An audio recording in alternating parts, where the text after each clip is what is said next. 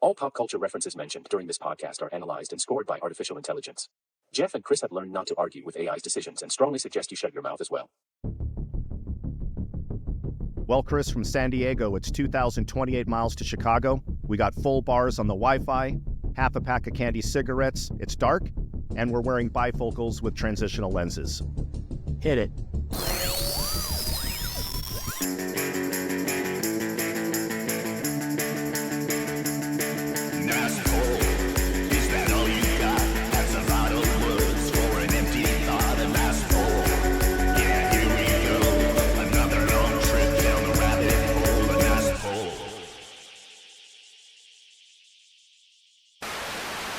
Okay, Jeff, we did it. We're here. We're on video, and it's well documented how I feel about my reflection and how I, avoid puddles, and I'm always the guy taking the family picture as opposed to being in the family picture. But I don't know how I'm going to feel when I watch this. I may not watch it. But we're here. We're on video, adding a new layer to Nice Poll. We're adding some different stuff as well to this episode going forward. But we made it. We made it. We're here. I almost ran out and bought a ski mask for the occasion, but instead, guess what? I took a shower. So I'm ready. I am camera ready, and we're here. Let's go. I'm super excited too. For everyone that has stuck with us for the last 49 episodes. Again, as we've been teasing, we thought it would be great to just get into the year 2025 and have this thing called video. With this format, right, we're going to be able to do all kinds of stuff, guys. And I think this first episode, we've got a couple surprises in store, but we're going to actually now be diving into things from a visual standpoint and not just talking about it, right? Visual aids. I thought it would be really cool for AI, that's right, artificial intelligence, our enemy, but no, our friend, to actually listen to Chris and I and pay close attention to any references we make to pop culture, and then actually grade us in the episode on how obscure that reference was and score it, right? Just actually score it. So I've actually coached AI. I know that sounds weird. We had a long conversation, me and my buddy, and I've trained it to score us on our nice polls. And by the way, you don't actually get a nice poll according to AI unless it's really obscure. But each episode, we are going to be keeping track for what it's worth, and we're going to see who won the contest. And of course, anybody that's listening in, if you want to correct AI at your own risk, go for it. If you think we made a mistake, that's fine. But Chris, I think this friendly competition is going to be kind of fun. What do you think? I think so. I know you're probably one of the biggest, what should I say? Users? No. You've embraced AI. Some people have ran from it. Some people kind of stuck a toe in the AI water. I'm probably a little bit, maybe I went up into my waist in the water of AI. But you are, when I think of AI, I think of like, well, what would Jeff do with AI in this? So we're about to see that. We're about to hear that. So no, I think it's great. I know how competitive and how much you love sporting kind of stuff. So we'll see how that balances out, right? I am kind of competitive. I'm not such a sports guy necessarily, Chris. I don't know if you know that or not, but I do like it when the team does a good job and makes the goal go through the basket and hits the stuff. I think that's pretty good. Well done. God bless him. And I hear hockey is still a sport, which is nice. So I'm not saying I'm totally up to date on that, but I do have a little competitive nature. Well, Chris, so now that we're in the video world, what is the topic for today? What are we looking at today? What are we doing here? We talk, obviously, yes, 49 and now 50 episodes into the dark recesses of our memory and our mind and our inspirations and influences from when we were small kids and immersed in media. And here we are now as adults, or at least chronological adults, basically, still in the media and talking about media. And the one thing that we always make passing references to, and probably go back and find some polls and some nice polls and some deep polls, 49 episodes in, public service announcements, otherwise known as PSAs, otherwise known as those commercials we used to see, and there were radio, and basically there were whole campaigns, right? There was like radio versions, and there were print campaigns, and there were posters that you'd see up at school, you know, in the hallways or outside the offices, all aligned with these campaigns, and the public service announcements that we saw, pretty, I would say, you know, I'm not quite sure when they started. I think they became sort of something that was regulated or passed into like, hey, we have to do these. I like to think, and again, if I did, you know, 30 seconds of research on it, I like to think this came out of everything that kind of came out of the 60s with, you know, protests and civil rights and education, you know, Earth Day and all those things that came out, and people started to care and actually had thoughts, right, and put them together. And by the time we were watching television, these things would pop up on afternoons, you know, between Gilligan's Island and I Dream of Jeannie. Saturday morning cartoons, right? We would, and they became part of the fabric. They looked like commercials. They sounded like commercials. They weren't specifically commercials. There was no product. There was no services. There was an idea, right? There was basically three buckets. I want to say the one that was sort of educational and aspirational, that sort of encouraged you, hey, pick up your trash. There were the ones that were like cautionary tales, like, hey, don't do this because these are bad things and what's going to happen to us. And then the third, right. And then the third ones were what? The third ones were, you did do that. You didn't listen. And look what happened to this kid. That's right. Yeah. You're right. That is so exactly true, right? Round one, hey, there's this thing out there. Look out for it. And then round two, I'm talking to you specifically, buddy. Did you think I was just talking in general? No. You need to be careful of this stuff. And then round three, what the fuck, bro? You did it, didn't you? You went and did it. I told you not to do it, and you did it. Look what happened. So, exactly. And Chris, before we jump into the PSAs, I think the elephant in the room, so to speak, is we're inside TV sets right now. Look at us. We're the Brady Bunch. I love this, right? That means that now Chris and I can do the thing where we look down, you know, at the cabinet below us, which I think, Chris, we're calling that cabinet below us the liquor cabinet. Is that correct? For now, anyway, yeah. Where all the good stuff was, title. The liquor and the pornography, at least at my house. Yeah. Right. So we have some surprises down there in the liquor cabinet. And oh, boy. You guys. So look. When you see us looking around, it's because, we're inside the TV and we can see everything you're seeing. Some things we can't see. I'm looking down. I can't see all that stuff. But nonetheless, Chris, so let's do it, man. Let's jump right in. I've prepared for us some PSA spots that, in this case, are things that we probably have never seen, right? So this would not be the American Indian on the side of the road talking about litter, right? That horrible thing that made us all cry and feel bad, you know, back in the 70s. Iron Eyes Cody. His name was Iron Eyes Cody. Where are you, Iron Eyes? Well, there you go. Chris just scored his first nice pull, because that right there is a nice pull that is not like we'll see. A little. No, that's pretty obscure, dude. Iron Eyes Cody. All right. Yeah. Or frying the egg in the pan. This is your brain. This is your brain on drugs. We've all seen those.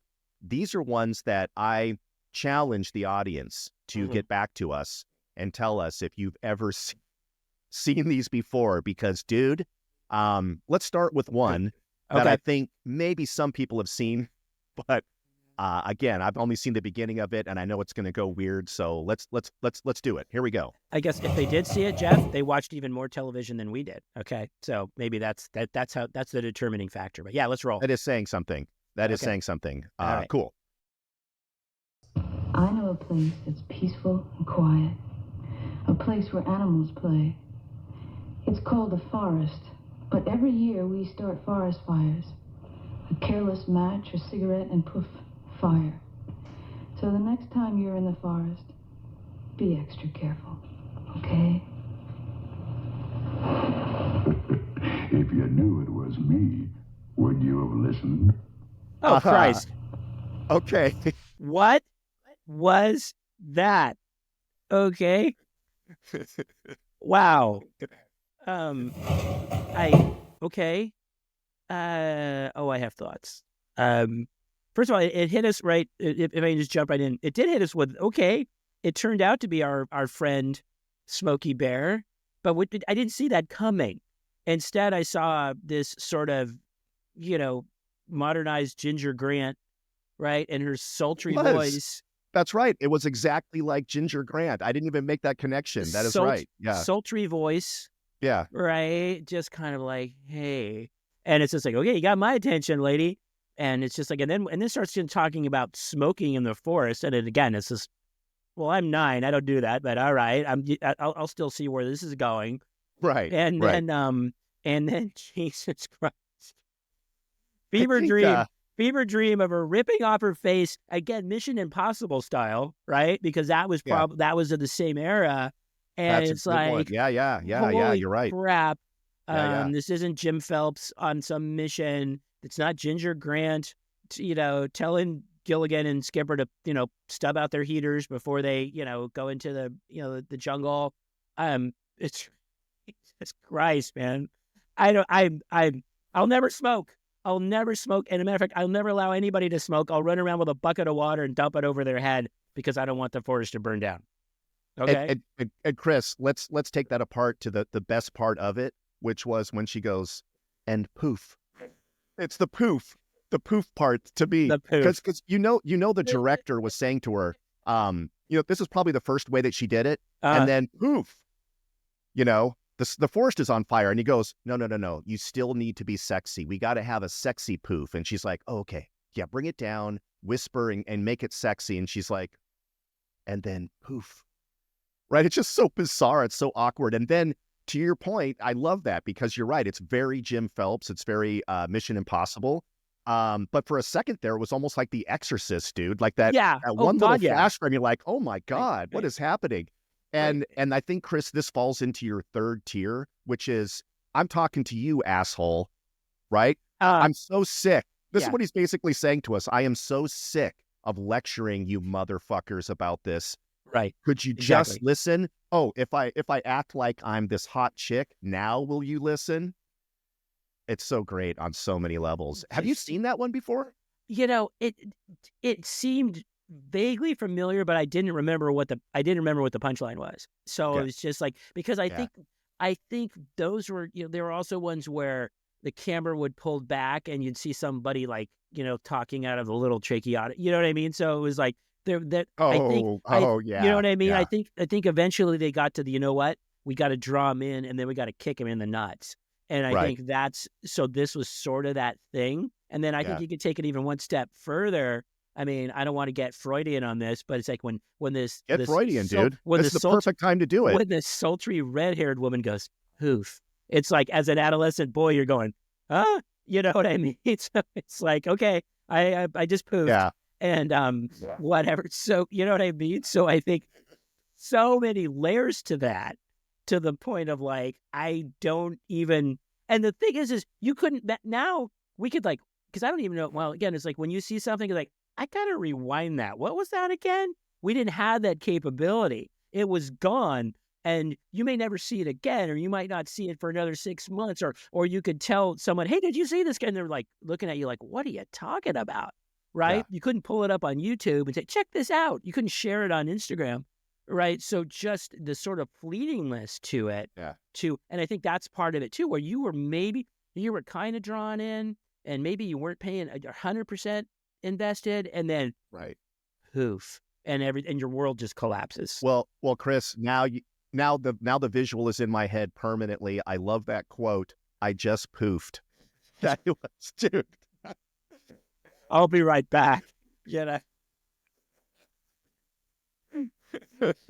Oh boy. It's so ridiculous on all levels. What a great example of the 1970s. Just like, I'm sorry, what now? Where did you got? Who thought of this? And the execution of it is just so bizarre. Like, there's a million ways you could have done this, but it's really off-putting. I mean, if that's what they wanted to, get across, they did a good job, right? If that was the tone, yeah. I think this is another example, and again, we made references to this as the writer's room or whatever, where, if you and I could jump into a DeLorean and go 88 miles an hour and go wherever we want, it's like, we want to trip, we want to, forget it, we want to go into some of these writers' rooms and see where they wrote this script or came up with this concept And again, this maybe was created by some guy who like completely missed his deadline and had a meeting and just just came out of nowhere. And he had watched Mission Impossible the night before, and he's like, and then at the end, she rips off her face and it's smoky, right? And he's like desperate, and it becomes, here we are, 45 years later, two dudes making fun of it and loving it. But oh, it's awesome. That is so awesome. I love it. Unlike Darren Stevens, who can calmly come up with an ad campaign, this guy, like you said, he was more of a Don Draper situation where he's totally drunk and he's completely strung out and he's trying desperately to come up with the awesome ad campaign, and time's running out. And he looks over at his secretary and goes, I get it. Okay, here's what we're going to do. Yeah. And they rip the mask off. Yeah, exactly. That's awesome. Larry Tate's all, I don't know how you did it, but they bought it, and then they're like, and I'll go back down to, that is awesome. Love it. What else you got? So Chris, this next one, yeah. You know how when you're looking for content, right? And then you see the thing that you want and you grab it, and then right after it, the next thing plays and you're like, oh, wait a minute, what's this next thing? It's not a PSA. This is not technically a public service announcement. Okay. But I feel like the same exact ad executive that we talked about, who was super drunk and running out of ideas, and was thinking the same thing, created this. Now, again, I'm going to be fascinated to hear if you've ever seen this one. I have no recollection of this. It's almost like the Mandela effect. Maybe in a different time or dimension, this was a commercial. Get ready and brace for impact. Here we go. There's one person nobody can resist, and that's a baby. So love made baby soft, with the innocent scent of a cuddly, clean baby that grew up very sexy, informing bath, body lotion, body powder, and body mist. So innocent it may well be the sexiest fragrance around. Love's baby soft, because innocence is sexier than you think. For your baby. I'm sorry, what now? What in the actual hell? Right? He's talking about a baby that grows up sexy? Chris, because nothing is sexier than that, according to this ad. Nothing. There's nothing sexier than that. And I mean, look, it's easy enough to make fun of it, but in this case, right? That has to be like, what would you rate the cringe factor on that? Just the uncomfortable cringe factor. Would you give it a 10? I'd give it a 14 out of 15 out of 10. I mean, I think. Well, that's a confusing scoring system. Okay, well, I think more than a 10. I think I think maybe this is a PSA, but it's for girls to run away. Did they even have a legal department back then where some guy would walk in and be the buzzkill and go, hold on a second, let me just make sure this is going to pass our standards? And somehow, after watching it, the first time, somebody said, hey, you know what? We need to ramp it up a little bit. And then someone raises their hand and it's like, let's stick a giant lollipop in her mouth. You know what? I think that's the visual we're looking for, right? Let's do that. Let's just punch right through the envelope and just take it one extra level. And by the way, she's not just kind of like normally licking the lollipop, right? She's literally got it in her mouth. Just. And then I'm going to throw out there, the hair color. I don't know if we're getting into a pattern or a stereotype for the women with this. She's not a brunette. She's not a blonde. It's like that's that red sort of like, this is a little bit of danger here. Yeah, I didn't think about that. The crazy redhead concept. Yeah. Right. Yeah. Okay. Holy cow. Can we see a PSA now? Because I need to be inspired or informed, because right now I feel like I need to go wash my hands. I think this goes back to, if you're an impressionable guy back then, and then poof, Poof. Yeah, exactly. So, absolutely. Well, let's get back to PSAs. And again, I think I'm going to be serving up one that I know I've never seen, and hopefully you've never seen as well, Chris. All right. So let's take a look at this one real quick. We're late. We'll have to fly. Fly within the speed limit. We'll get there. But I just spent $25 on these tickets. You'll get a $50 ticket if we get caught for speeding. We won't get stopped. The cruisers are everywhere. Police stop thousands of people every month. Mellow out. Do you know what that does to your insurance? My father will kill me. Can you live with all that? No. I'll drive 55. I can live with that. 55, a number you can live with. Drive yourself to think. From the Governor's Highway Safety Bureau. Oh my God. so many things. I don't So even know many where to questions. begin. First of all, as a grown adult, when I look at that, I'm thinking, well, I have kids. She does make sense. She's being the sensible one. But even at my age right now, I'm looking at that and going, who the fuck is this chick? What kind of a buzzkill is this? Oh my God. What kind of a red flag is it when your date back in the 80s is like, hold on a second, can you afford this? Do you know how much your insurance is going to go up if you get caught getting a speeding ticket? It's like, dude, I'm sorry, what now? How about this? How about if you get out of the car, go back to your house, and I go and have something called fun because I'm young? What the hell is up with this girl? Buzz Killington. Jesus. Okay, it would have made sense at the end if she pulled off a mask and it was his dad, right? Talking about his insurance rates, right? Then, or his mom, then it would have made sense. Because other than that, it's just like, what kid? And let's talk, and we could dive in. It's like, is this like is this a first date? Please tell me they're not in this long-term, Chris, this relationship. Is not a first date. This kid is already getting hammered about his responsibility, right, and his habits and everything else, and they're still carrying peachy folders around. Okay, but it's already on, and the one thing I do love is we spent $25 on these tickets. Like, yes, I miss those days when you could get 2 tickets for $25. I was thinking the same thing. I'm sorry. What now? You spent $25 on 2 tickets? Yeah, right. That is incredible. That was half my paycheck from Captain Kidd's Galley, man. Wow, good poll. Nice. Or what, Long John Silver's, whatever. I appreciate that aspect of it. But at that point, when I thought she was going to start firing off like well, she did. Their cruisers are out. It's like she's reading a PSA. You know what I mean? It's just like she's got talking points and stats of like, I thought she was going to start firing off percentages of like, 67% of all drivers under the age of 17 are involved in serious accidents. 11% of those resulting in death or dismemberment. That's the track she was on. And Chris, do you know how I know that it wasn't a first date? Because of his answer. He is so used to this that when she says, what was his immediate reaction to her giving him all those statistics and lecturing him? He's like, absolutely. You know what? I will drive 55. That does make sense. He knows that that's just going to make it so much easier. Let's just get to the fucking concert, okay? Whether it's 55 miles an hour or not, let's just get there. And by the way, when we get to the concert, can you please not lecture me on the seats and how loud people are talking behind us? Can you imagine the poor people at the concert? Right. Excuse me. Did you know that hearing loss can happen even at 16 decibels? Right. It's just like, will you tell those people in front of us to sit down? It's like, no, I'm not going to do that. I mean, that is the look and reaction of a guy who's probably still trying to get past second base. So he's putting up with all of this. Right. Oh my God. Can you imagine the teen pregnancy statistics that she could rattle off? Dude, I don't even want to think about it. Oh my God. The STD lecture. Dude, it would never end.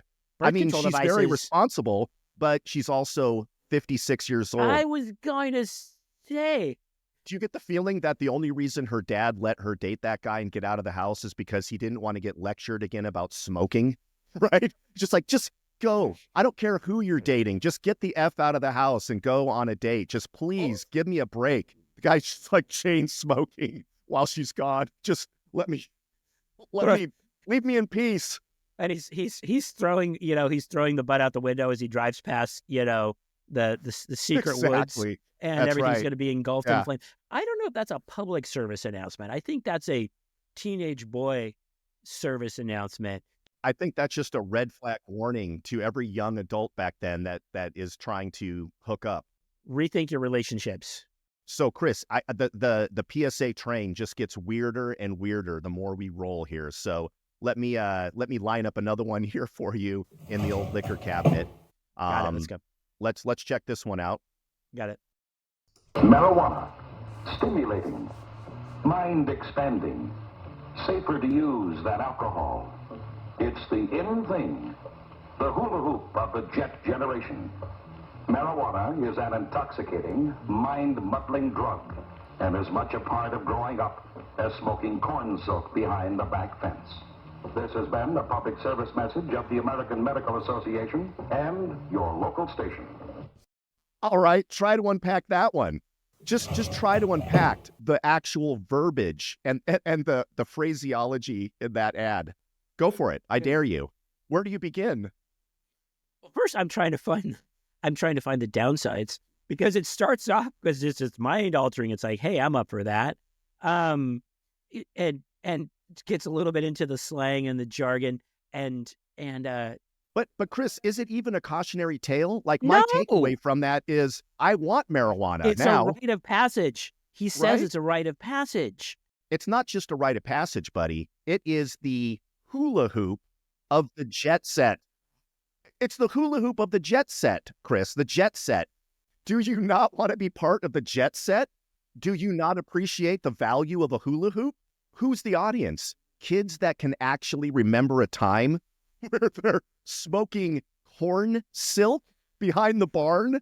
Who's the audience? Who's smoking corn silk? When was this? This is the 70s. Who's smoking corn silk behind the barn? Are they in the 70s? I'm unaware of this. Again, when, like, if you think about it, and we put it in the context when we're always thinking about, we're thinking about the room, we're thinking about the conference table, the guys throwing out the terms and catchphrases or whatever. The hula hoop of the jet set, I could see that in a magazine ad, right? It's just like, sign me up. I want the hula hoop of the jet set, and I want it right now. Yeah, right. I mean, you Holy might get a muddled brain, Chris, but come on, right? I mean, again, It's my right. It's a rite of passage to get that muddled brain, Jeff. I'm trying to understand what the message is, because to me, it's, let's go fucking buy some pot, man. Let's do this thing. What are we waiting for? Right? Am I wrong? Sign me up right now. I don't even have to finish watching. I'm there. You sold me. Let's run down to the store. I remember an episode of the Brady Bunch. I think it was the last episode or one of the last episodes where Mike Reed, that was the guy's name, right? Mike Reed? Robert Reed. Mike Brady, Robert Reed. There you go. You got that poll, man. Sorry, Okay. Robert. Yeah, that's right. Robert Reed, he was upset because the writers of the show were super old school and very out of touch. And one of the things that he objected to in this interview was a salesperson went up to the Brady's front door and knocked. And there was a sign out in front that said, no peddling, no peddling, right? Peddlers. Which, yeah, right. As opposed, not no solicitors, no salesperson, but no peddling, right? Which is what, like a 1920s expression. Probably. Yeah. No blacksmiths either, right? I mean, no blacksmiths, right? Yeah, right, exactly. No horse carriages after 6, right? And his whole point was, come on, guys, peddling. Can we get a more up-to-date term? Who's writing the show? The corn silk in the barn. I'm just trying to figure out. This is definitely not a 1950s PSA, right? This is a more modern PSA. No. It looks like it was around the mid to late 70s. So, right. So, Chris, this next one is going to take us in a completely different direction. This is a problem that I did not even know that society had back then. Oh, excellent. I don't even remember it, but check this out, Chris, and I think you'll see that back in the day, this was literally plaguing neighborhoods and local law enforcement. Let's take a look. Watch this.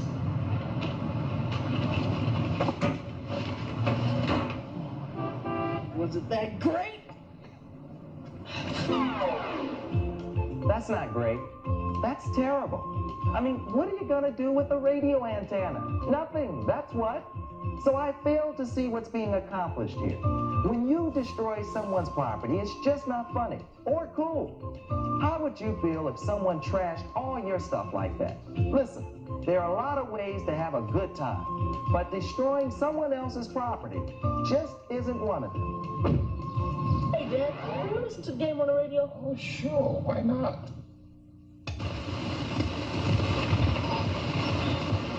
Oh, no, somebody's busted my antenna.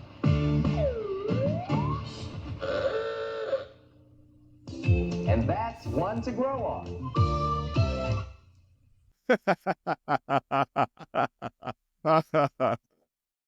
By the way, I'm going to start at the very end. That's one to grow on. What does that even mean? That's their slogan. That's one to grow on. But Chris, in your entire youth, right? We all did things. We threw eggs at people's houses. We toilet papered stuff. You might have thrown an M80 in someone's backyard. Me and my friend Scott. But did you ever rip antennas off of people's cars? Was that a thing? Hey, we all like to have a good time. Is somebody who's like, yeah, maybe we want to go get the hula hoop or the jet set, Byron Allen. Byron Allen. I think these were some Saturday. I think the one to grow on. I think that was maybe a precursor to the more you know or something More like you that. know. Yeah, I was thinking the kind same of things. thing. Yeah. Okay. Right. First, and then this probably jumped out at you too. It's like, we've watched a few. None of the protagonists or the heroes have been people of color or a black kid. We finally get a black kid and he's out vandalizing cars. Right. Good point. And then it comes back to bite him in the ass when his dad's Right. antenna gets the same. Oh no, look what happened. That's right. They did have a casting choice there, Chris. You're right. I mean, let's be honest. There was a white actor and a black actor. And of course they're like, let's see. Who's going to be the Who's the bad influence? And I love the fact that the other kid comes in and goes, "Hey man, come on, let's get out of here." And then the kid that breaks the antenna's like, "Wasn't this great? We just gotta make an extra." And by the way, I was kind of with them. That did look like fun. I'm not condoning vandalism, but when you're thinking about being a kid in the 70s and being a total shit, which many of us were, and you run off. I mean, I'm not condoning it, but I could see why it would be thrilling, right? And then what's his punishment? Oh man, we can't listen to the game. Womp womp wow. Yeah, that is wild. I mean, hey, that's one to grow on, Jeff. It really is. That is one to grow on. And then poof. Exactly. Well, we're really putting it all together here. We are. So to speak. All this right. is wildly educational. Well, Chris, this one is going to take a very serious turn. Now, we have been kind of laughing along the way, but I think this next one, we're going to have to do some thinking here. I was overweight and looked terrible, but AIDS helped me lose 46 pounds. The AIDS diet plan helped me lose 28 pounds. AIDS helps control your appetite so you lose weight, yet AIDS lets you taste, chew, and enjoy. And the appetite suppressant in AIDS is not a stimulant. AIDS helped me to lose 18 pounds, and it doesn't contain anything to make me nervous. Question: why take diet pills when you can enjoy AIDS? AIDS helps you lose weight without making you jittery. Why take a diet pill, Chris, when you can enjoy AIDS? I guess that is the question. How long have you known me? Have you ever known me to be at a loss for words? Okay. Very rarely. Yeah. I think I feel it's somewhat wrong to find this humorous. Okay, especially after what transpired. First of all, I think I guarantee you any amount of money you run down to CVS right now or Rite Aid, you cannot find AIDS anywhere on the shelf. I'm guessing it was rebranded mid to late 80s, right? Yeah. Sure. Yeah. But out of context, AIDS helped me lose weight. AIDS curbed my appetite. I lost 18 pounds. That was the first day. You know what I mean? It's just like there's so many things that are coincidentally wrong with this, but just results in and there's that saying, about and you and I both, and we have several good friends who we try to find that silver lining of humor in anything. The saying is tragedy plus time equals comedy. This is high comedy. This is like award-winning. You couldn't write this, and of course you can't write this now. But holy crap! Well, I did cheat on that one, Chris. I threw us a left turn. That was not a PSA. No, it is such mind-blowingly bad timing and wording, and really when you look at it, I think immediately of either number one, a Saturday Night Live skit of some kind, right? Or not a sketch. Sketch. I apologize. There you go. Or one of their fake commercials, right? This looks like it would have been one of their fake commercials. Yeah. Colon blow, right? Or more specifically, an episode of South Park where they literally did an entire episode on using the word AIDS in a completely different context. But again, the best in terms of just being the worst. Awesome cringe. You did high level. You did a master job of leading us from the antenna problem to take AIDS. Intentionally have some AIDS, and this is great. Oh my God. Good Lord. Chris, speaking of the antenna vandalism plague that we all know was happening back then, there was something else that really was creeping in to our daily lives back then. And this is a real cautionary tale of what to look out for, right? Because if you're not careful, this could affect you as well. Monsters do have their place. In the zoo, in your nightmares, in the deep, in your favorite horror movies. But not in your living room, on your TV.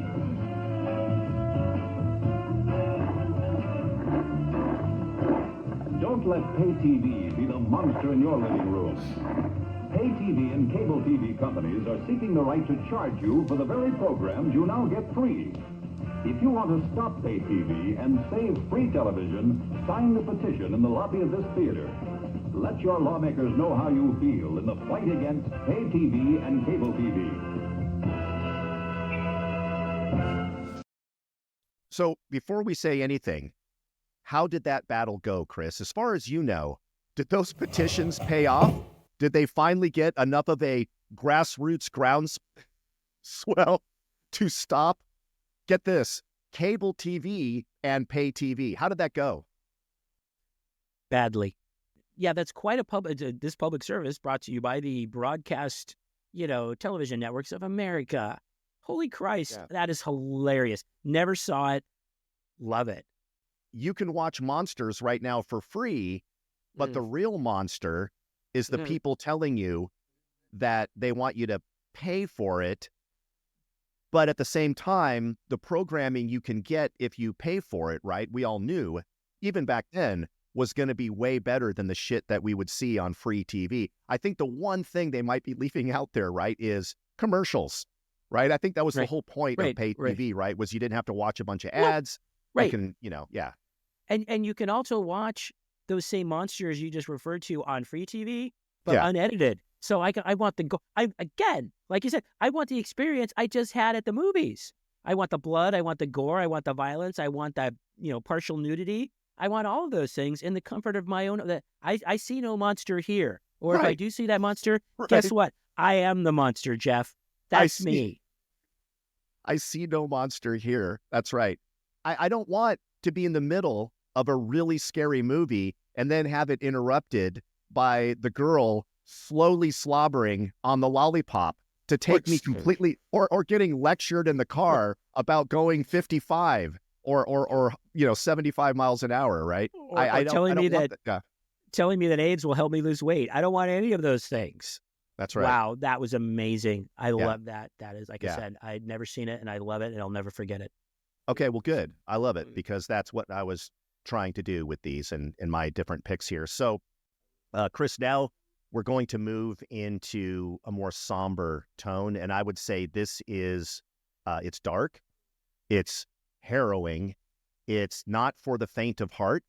So for those of our nice poll listeners who are sensitive viewers, I would recommend that you either fast forward or just don't watch what we're about to show you. Anyway. This is horrific and frightening, and God forbid any of this ever happened to anyone that you knew back then. When you fly your kite or model plane, remember you're in charge of a flying machine.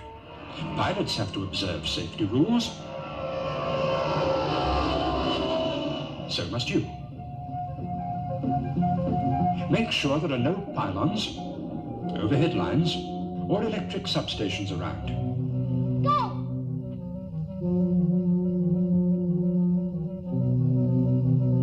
Control lines, even if made of string or nylon, can conduct electricity, especially when they're wet.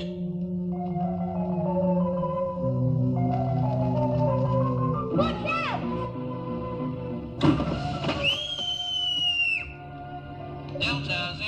there you are. Clear to take off. Always make sure you're in a clear area to take off. Then you'll fly safe and play safe. My sweet God. Chris, as you look back, and it's very possible that you blanked this out over the years, that because of the PTSD, you've just forgotten these things, but how many friends of yours would you say were electrocuted while flying a kite? Is it in the dozens? Let me see. Let me count. There was Yeah. None. That would be none. That Okay. would be none. It's a cautionary tale, though, Chris, because I took science class just like you did. We didn't necessarily have Bill Nye the Science Guy back then, but we did have Carl Sagan. And I can't think of a single time that anyone ever said to me, hey, by the way, kite string is a conductor of electricity. In fact, as I sit here, I'm going to go ahead and say, no, sir. Kite string does not conduct electricity. Now, I could be wrong. Please, if you're one of the listening audience that wants to correct me, that's fine. I guess I could use the Google machine, but kite string is a conductor of electricity. And by the way, was that death scene dramatic enough for you? What do you think? There's so much to unpack in this tiny, it was pretty fast pace. I will give the director credit for that. And first of all, where does this kid live?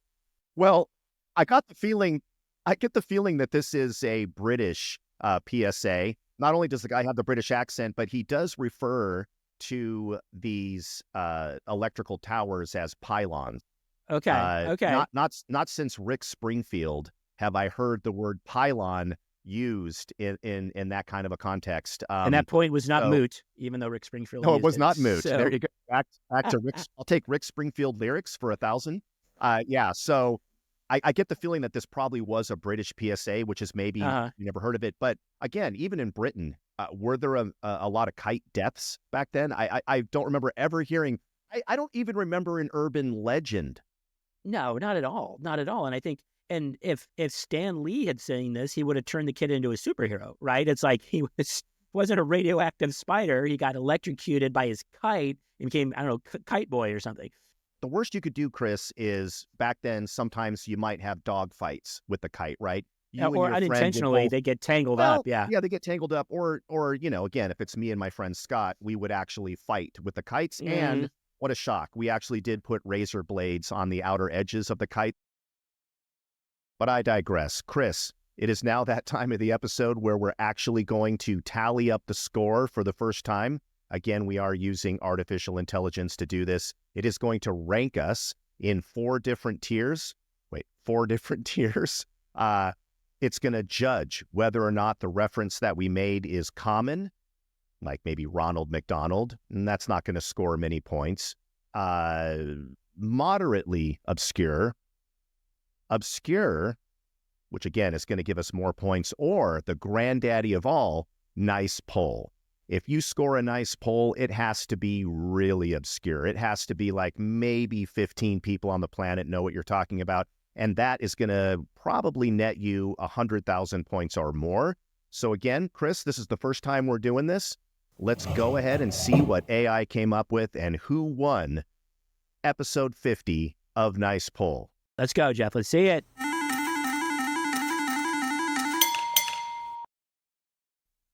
Okay, you know what? I actually kind of thought that was going to happen. As I thought back on, the stuff I was saying, I realized I was a little bit light on the polls, and you absolutely killed it.